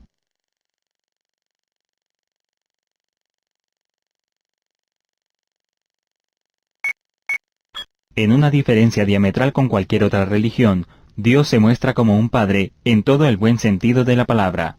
Un Padre atento a la situación de la humanidad, quien desea aliviar sus dolencias, participar activamente para que triunfe la justicia y se ejerza misericordia entre sus criaturas. Busca establecer relaciones perdurables con personajes como Noé. He aquí que yo establezco mi pacto con vosotros y con vuestros descendientes después de vosotros. Génesis 9:9. Y Abraham. Y Jehová dijo a Abraham, alza ahora tus ojos y mira, porque toda la tierra que ves la daré a ti y a tu descendencia para siempre. Estos pactos revelan a un Dios personal y amoroso. A Noé le dijo que habría estaciones regulares y que nunca sucedería otro diluvio mundial. A Abraham le prometió numerosos descendientes y una tierra en la que pudiera morar. En el Éxodo, Dios guió milagrosamente a una nación de esclavos hasta la libertad. Este acontecimiento constituye el telón de fondo del Antiguo Testamento y provee un ejemplo del anhelo que Dios siente de ser nuestro Redentor. Guía y establece una nación en una tierra previamente prometida, y comienza Dios mismo a autoidentificarse como un padre. Como el Padre se compadece de los hijos, se compadece Jehová de los que le temen. Salmo 103, 13-14. Como una madre. ¿Se olvidará la mujer de lo que dio a luz para dejar de compadecerse del hijo de su vientre? Aunque olvide ella, yo nunca me olvidaré de ti. Isaías 49:15. Y como un esposo. Porque tu marido es tu hacedor, Jehová de los ejércitos es su nombre, y tu Redentor, el Santo de Israel, Dios de toda la tierra será llamado. Isaías 54:5-7. Ahora pues Jehová, tú eres nuestro Padre, dice Isaías 64:8, y por medio de Malaquías, Dios afirma su paternidad. El Hijo honra al Padre, y el siervo a su Señor. Si pues soy yo Padre, ¿dónde está mi honra? Y si soy Señor, ¿dónde está mi temor? Dice Jehová de los ejércitos a vosotros, oh sacerdotes, que menospreciáis mi nombre. Y el ejemplo más claro de todos, la parábola del Hijo Pródigo, de Lucas 15:11. Una parábola es un símil largo en el cual se afirma o se implica que una cosa es como otra, en donde Jesús ilustra el amor del Padre hacia el pecador. Se puede decir que la Biblia identifica a Dios como un Padre.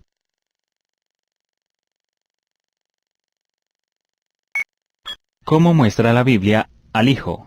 46 veces aparece en la Biblia la palabra Hijo de Dios, título mesiánico aplicado a Jesucristo, el cual enfatiza su deidad, comparable con el de Hijo del Hombre, que enfatiza su humanidad. Aspectos adicionales al significado de la frase Hijo de Dios se registran en Colosenses 1:15, Jesús es la imagen del Dios invisible, Hebreos 1:3, la imagen misma de su sustancia, y Filipenses 2:6, previo a su encarnación, Cristo era en forma de Dios e igual a Dios. Expresiones todas que afirman la deidad absoluta e incalificable de Jesús. Otra mención afín la encontramos en la anunciación del ángel Gabriel a la Virgen María. En virtud de que el poder del Espíritu Santo la cubriría, su hijo sería llamado Hijo de Dios. Lucas 1:35. Aquí el ángel claramente atribuye el título Hijo de Dios a la unión única de la deidad con la humanidad en la encarnación de nuestro Señor. Jesucristo en su encarnación en la tierra era Dios y era hombre. Sin embargo, este concepto Dios-hombre ha llevado a muchos creyentes a polarizarse en cuanto a la esencia de Jesús y no identificarlo como Dios el Hijo. A pesar de la abundante evidencia textual de que Jesús es Dios, han surgido corrientes religiosas que o niegan absolutamente su divinidad, separando a Jesús de la deidad, o que lo declaran como Dios único, o Jesús solo, sin compañía del Padre ni del Espíritu Santo. Entonces, ¿Jesucristo es Dios o no?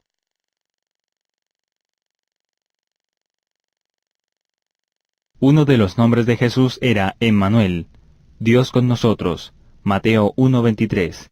Este apelativo reflejaba su naturaleza divino-humana e ilustraba la identificación de Dios con la humanidad. En Jesús están los tres atributos exclusivos de la divinidad. Omnipotente. Toda potestad me es dada en el cielo y en la tierra. Mateo 28:18. Todas las cosas por él fueron hechas, y sin él nada de lo que ha sido hecho fue hecho. Juan 1:3. Omnisapiente. A fin de conocer los misterios de Dios el Padre y de Cristo, en quien están escondidos todos los tesoros de la sabiduría y del conocimiento. Colosenses 2, 2 y 3. Omnipresente. He aquí yo estoy con vosotros todos los días hasta el fin del mundo. Mateo 28, 20. Donde están 2 o 3 congregados en mi nombre, allí estoy yo en medio de ellos. Mateo 18, 20. Suponiendo que Jesucristo no sea Dios, ¿por qué se utiliza y qué significan estas citas? Voz que clama en el desierto, preparad camino a Jehová, enderezad calzada en la soledad a nuestro Dios. Cita que utilizan Mateo 3:3, Marcos 1:1 al 3, Lucas 3:1 al 6 y Juan 1:19 al 23. Los evangelios sinópticos. Aplicación que se cumplió en Juan el Bautista, quien preparó el camino de Jehová. Jesús, nuestro Dios. Porque un niño nos es nacido, hijo nos es dado, y el principado sobre su hombro, y se llamará su nombre admirable, consejero, Dios fuerte, Padre eterno, príncipe de paz. Isaías 9:6. Si alguien le enseña a otro que Jesucristo no es Dios, aún con la misma Biblia, tendrá serios problemas con estas y muchas otras citas. La Biblia no le servirá. No se puede enseñar con una parte de la Biblia, sino con toda ella.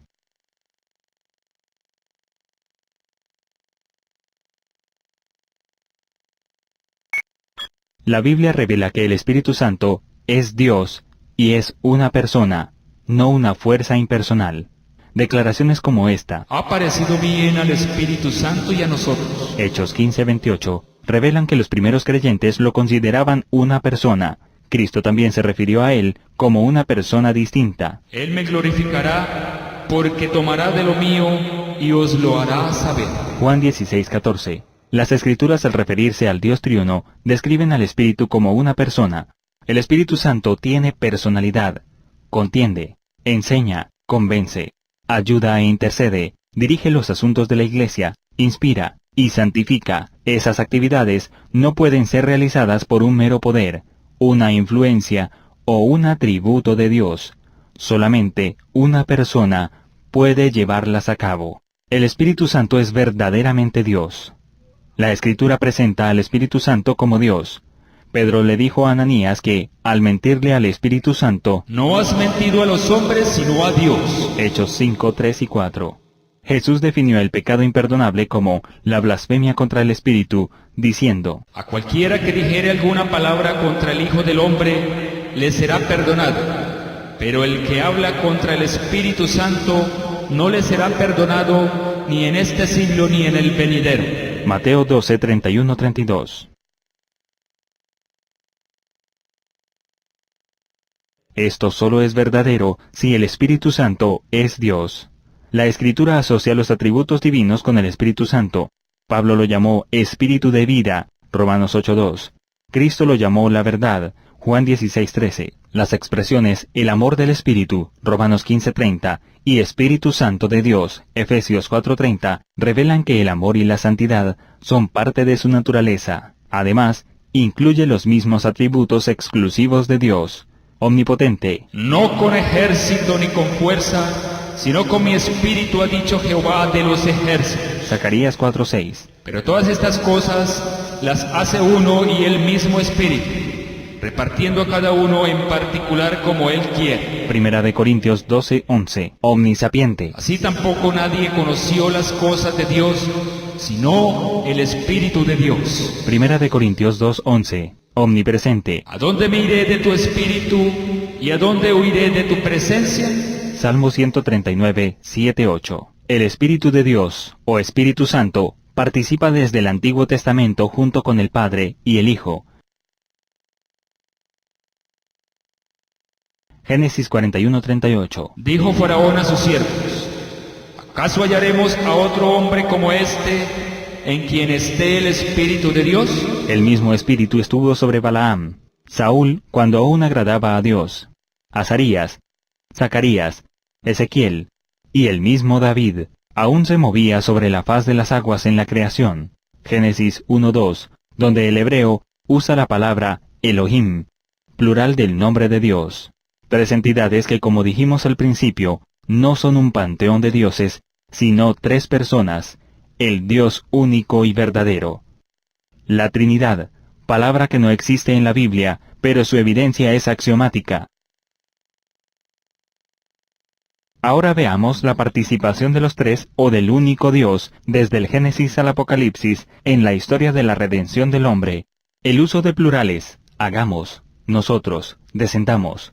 La identificación y similitud en cada una de las individualidades de Dios en toda la Biblia, y agrupaciones de las tres personas como en Génesis 18, en donde llega Jehová a visitar a Abraham al calor del día, y en los versículos 20 al 22 cuando dice Jehová que va a visitar a Sodoma y Gomorra, la Escritura registra un plural muy interesante. Entonces Jehová le dijo: por cuanto el clamor contra Sodoma y Gomorra se aumenta más y más, y el pecado de ellos se ha agravado en extremo, descenderé ahora y veré si han consumado su obra según el clamor que ha venido hasta mí, y si no, lo sabré.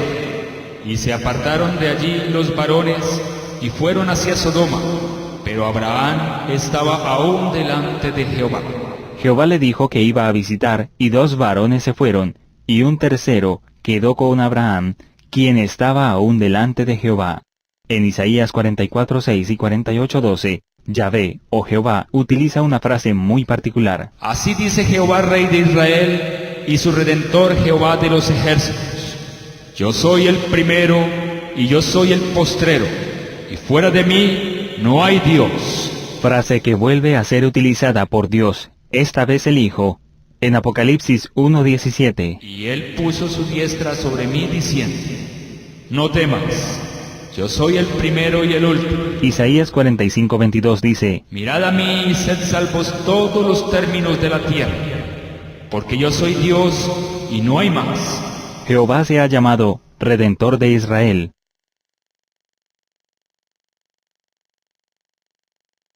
Juan el Bautista preparó el camino de Dios y enderezó sus sendas para tener un pueblo listo para recibir a su Redentor y Salvador. Y justo en el momento de inauguración de su obra de salvación, por tanto tiempo anunciada y prometida, sucedió lo siguiente. Y Jesús, después que fue bautizado, subió luego del agua, y he aquí los cielos le fueron abiertos, y vio al Espíritu de Dios que descendía como paloma y venía sobre él. Y una voz de los cielos que decía: este es mi Hijo amado, en quien tengo complacencia. Ahí están las 3 personas de la deidad, mismos 3 en quien Dios el Hijo encomendó a sus discípulos que debían bautizar. Por tanto, id y haced discípulos a todas las naciones, bautizándolos en el nombre del Padre, y del Hijo, y del Espíritu Santo.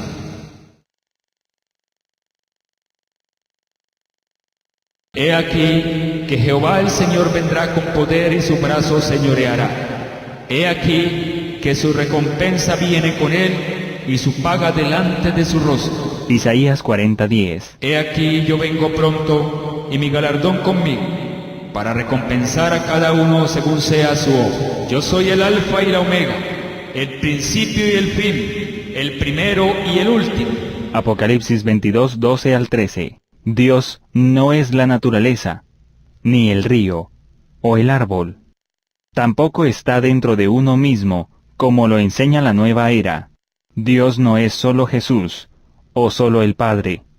Dios no es un pedazo de material. Dios es como Él se revela en la Biblia.